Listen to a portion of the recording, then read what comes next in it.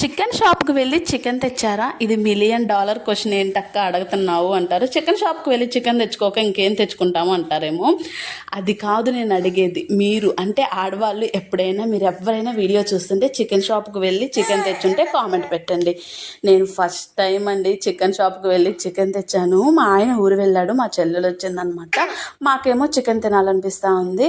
సరే ఆన్లైన్లో లీషియస్ ఏవో యాప్లు ఉంటాయి, వాటిలో పెడదామంటే బాగోదు, స్మెల్ వచ్చినట్టు డిఫరెంట్గా ఉంటుంది చికెన్, వద్దు అనింది. ఇంకా నాని నువ్వు వెళ్ళిరా అంటే నేను పోను, చిచ్చి నేను ఎప్పుడు పోలేదు అనింది. చికెన్ అయితే తింటదంట కానీ చికెన్ షాప్కి పోదంట.